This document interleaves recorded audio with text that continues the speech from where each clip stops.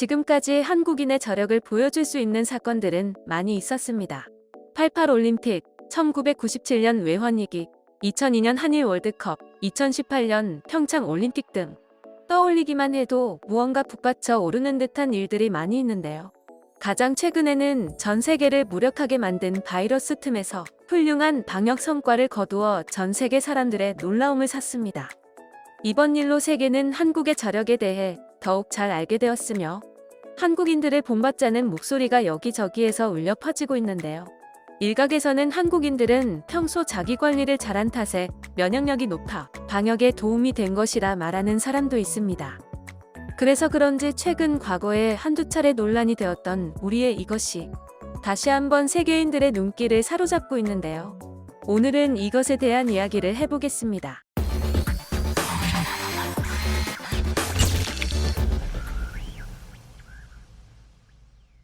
오늘 해볼 이야기는 바로 급식입니다. 한국인은 밥심이라는 말을 모두 한 번쯤은 들어보셨을 것입니다. 도시락을 싸가지고 학교에 다니던 시절에는 점심시간까지 기다릴 수 없어 그 전에 도시락을 열어본 기억이 있으실 텐데요. 성인이 된 지금도 점심 메뉴는 모두에게 큰 관심사입니다. 우리는 그 누구보다도 밥에 진심인 편인데요. 그래서 밥을 가지고 장난을 치는 것은 별로 좋아하지 않습니다. 특히나 성장기 아이들의 밥에는 더욱 관심이 많아 우리나라의 학교 급식은 많이 발전해 있는 상황입니다. 하지만 우리나라의 급식 시설이 처음부터 이렇게 좋았던 것은 아닌데요. 급식이 한국에 처음 도입되기 시작한 것은 1980년대 초반입니다. 80년대 초반에도 일부 학교에서만 급식을 실시하고 있었습니다. 전면 급식이 도입된 것은 초등학교가 1997년, 중학교가 2002년, 고등학교가 1999년으로 우리나라의 국가 경제 수준에 비하면 학교 급식의 시행이 늦은 편이라고 할 수 있습니다. 이렇게 다른 나라보다 늦게 급식을 실시한 이유는 1997년에 일어난 한 사건 때문인데요. 그 시절에는 음식을 보관하고 운반하는 시설이 잘 갖추어져 있지 않았습니다. 그 때문에 더운 여름이나 환절기에는 음식이 상하는 일이 발생하곤 했는데요. 이때 식중독 사고가 발생해 서울특별시에서만 무려 8천여 명의 학생이 중독되는 엄청난 일이 일어났습니다. 그중 한 명은 사망에 이르기까지 해 이 사건은 엄청난 파장을 일으켰고 당장 완벽한 시설을 갖추기에는 재정적인 문제를 생각하지 않을 수 없어 급식을 중단하기에 이르렀습니다. 이후 빈곤 학생들을 대상으로 한 급식이나 사립학교 급식을 제외하면 학교 급식이 전면적으로 실시되지 않았습니다. 종종 급식을 시행해야 한다는 목소리는 나오곤 했지만 누구 하나 뾰족한 수를 내지 못했는데요. 지금 이 영상을 보고 계신 분들도 학창시절 급식을 먹은 기억보다는 도시락을 까먹었던 기억을 가지고 있으신 분들이 많으실 것입니다. 이러한 이유로 급식 시행에 차질이 있어 다른 나라보다 늦어졌지만 정확한 제도와 설비를 도입한 후에는 급속도로 성장했는데요. 뭐든 한번 했다 하면 완벽함을 추구하는 한국인들의 특성 덕분에 빠르게 몸에도 좋고 맛도 좋은 급식이 완성된 것입니다. 급식은 그냥 맛이 있다고 해서 다 되는 것이 아닌데요. 학교에는 전담 영양사와 조리사가 있고 식단을 입력하면 청소년 하루 권장량에서 무엇이 부족하고 무엇이 넘치는지가 표기되기 때문에 완벽한 영양의 급식을 만들어낼 수 있다고 합니다. 하지만 대량 급식의 특성과 학생들의 젊은 입맛 때문에 몸에 좋은 학교 급식은 항상 불만이 많을 수밖에 없었습니다. 이렇게 우리나라에서는 별다른 특별함을 느끼지 못하고 심지어는 많은 불평을 듣기도 하는 급식이 외국인들에게는 특별하게 느껴진다고 하는데요. 실제로 아이들을 가르치기 위해 한국으로 온 원어민 교사는 한국 급식의 수준을 보고 놀라 영상으로 기록하기까지 했습니다. 이 영상은 무려 약 85만 뷰를 달성하며 외국에서 큰 파장을 일으켰습니다. 작년에 올라온 영상이기 때문에 이미 보신 분들도 있으실 것입니다. 그런데 이 영상이 최근 또 이슈가 된 이유가 있는데요. 한국인들이 높은 면역력을 가지고 있는 이유가 바로 급식 때문이라는 이야기가 외국 커뮤니티에 퍼졌기 때문입니다. 게시글을 작성한 글쓴이는 다음과 같은 말을 했습니다.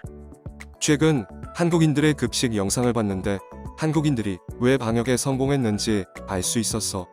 그들은 정말 좋은 질의 급식을 제공하고 있고 심지어는 무료로 그것들을 제공해 준다고 들었어.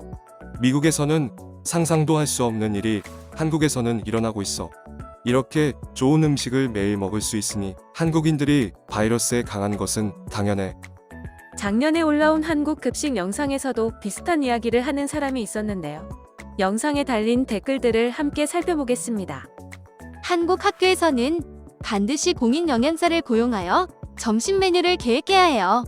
그들은 매일 음식의 기본 구성 요소인 지방, 탄수화물, 단백질, 나트륨, 당분, 비타민 등의 영양과 칼로리를 모니터링합니다. 미국은 분명히 이것을 가능하게 할 자원을 가지고 있어요. 하지만 하지 않는 것은 단지 의지 부족의 문제라고 나는 생각해요. 이 식사들은 모두 균형 잡히고 건강해 보인다. 나는 미국 남부에 있는 학교에 다니고 있는데 우리는 매일 똑같은 5가지 음식을 먹었어요. 그것들은 모두 건강에 좋지 않은 것들이에요. 피자, 프라이드 치킨, 버거, 브리토 등. 맙소사, 말 그대로 이 점심만 먹으러 한국 학교에 가고 싶은 심정이에요. 제 꿈이 하나 생겼네요. 이 급식의 가장 좋은 점은 모든 음식이 신선하다는 것이에요. 미국에서 학교에 다니는 내 아이들은 냉동 또는 캔을 먹어요. 심지어는 과일도 캔에서 나온 것으로 먹고 있어요. 팬데믹 기간 동안 미국 몇 개 주의 학교들은 드라이브업 장소에서 학부모들에게 점심을 제공하고 있습니다. 모든 부모가 음식을 받는 것은 아니기 때문에 점심을 받기로 한 사람들은 자신이 모두 먹기에는 너무 많은 음식을 받고 있어요. 그래서 내 이웃이 나에게 그녀의 남은 음식을 조금 나누어 주었는데요. 그것은 정말 역겹습니다. 일반적으로 식사는 저지방이지만 고탄수화물 및 저품질 단백질로 구성되어 있어요. 칙칙하고 밝은 오렌지색 마카로니와 치즈가 정말 많이 있어요. 솔직히 우리 아이들은 쓰레기를 먹고 나쁜 식습관을 배우고 있다고 생각합니다. 여기 미국에 있는 대부분의 사람들이 탄수화물에 중독되어 있어요. 15세가 되면 엄청난 과체중으로 이어지고 어떤 음식이 허용되는지에 대해 많은 사람들이 관심을 가지지 않는 것은 놀라운 일이 아닙니다. 일반적으로 미국인들은 12가지의 음식만 먹는다고 해요. 한국인들의 식단은 우리보다 영양학적으로 우수하기 때문에 천천히 늙는다고 생각합니다. 적당하고 다양한 음식에 노출되어 여러 유형의 영양소 중 최소한 일부는 섭취할 수 있기 때문입니다. 우리 미국인들은 하루에 적은 가짓수의 음식을 먹을 뿐만 아니라 평생 동안 같은 음식을 먹습니다. 정말 곰곰이 생각해 볼 일입니다. 이 급식의 질을 믿을 수 없어. 나는 모든 아이들이 이렇게 건강한 양질의 식사를 할 수 있을 만큼 운이 좋았으면 좋겠어. 여기 미국에 있는 우리 학교에서 급식은 범죄야. 극소수의 학교만이 그 이상으로 올라가 있지만 그렇게 하는 학교는 드물어. 이 요리들의 다양성을 믿을 수 없어요. 나는 그들이 점심을 몇 달 전에 미리 계획하는 것인지 아니면 가지고 있는 재료들로 즉석에서 조리하는 것인지 알고 싶어요. 나는 한국에서 자랐고 중학교를 졸업하고 난 후 가족들과 캐나다로 이민을 오게 되었습니다. 캐나다 공립고등학교에서 처음 본 음식은 정말 끔찍했습니다. 너무 짜서 10대들에게 이런 쓰레기를 먹여도 되는 건지 정말 궁금했습니다. 이것 외에도 야채가 상대적으로 너무 부족했습니다. 나는 처음으로 학교에 점심을 가져오기 시작했습니다. 한국인들이 건강한 이유를 여기에서 찾을 수 있겠네. 나도 이런 음식만 먹으면 전염병을 이길 수 있지 않았을까? 지금이라도 우리나라가 한국처럼 급식에 많은 관심을 가졌으면 좋겠어. 영양사가 해준 만족스러운 음식을 공짜로 먹을 수 있다니. 미국에 있는 동안 우리는 $3의 차가운 샌드위치와 사과 그리고 우유를 얻을 뿐이야. 외국인들의 댓글을 보니 우리나라 급식이 얼마나 성장했는지 잘 알 수 있는데요. 사실 급식이라는 것이 예산에 맞추어 여러 사람들을 먹이려 하다 보니 고퀄리티를 기대하기 힘든 것이 사실입니다. 대량 조리로 인해 조리법 등이 제한되는 것은 물론 매일 시간에 맞추어 조리해야 하므로 손이 많이 가는 음식은 하지 못하기도 합니다. 하지만 이러저러한 이유로 포기했다면 오늘날의 한국 급식은 탄생하지 못했을 것입니다. 지금도 우리의 급식은 멈추지 않고 발전하는 중인데요. 최근에는 랍스터, 게장, 옛날 통닭 한 마리, 백숙 등 조리하기 까다롭거나 고가의 음식으로 취급되는 것들도 급식으로 등장하고 있습니다. 실제로 랍스터 급식으로 화제를 모은 영양사 김민지 씨가 획기적인 학교 급식 메뉴로 교육부 장관상을 받은 일도 있었습니다. 그 옛날 빵과 우유도 유통하기 힘들어 대규모 식중독 사고가 일어난 일과 비교하면 지금 이 랍스터 급식은 상상도 하지 못할 일인데요. 뭐든지 최선을 다하고 매일 발전하고 살아가는 한국인이 아니었다면 이렇게 단기간에 눈부신 성장을 이루기는 힘들었을 것입니다. 지금까지 잘해왔기에 앞으로는 얼마나 발전할 수 있을지 기대가 되네요.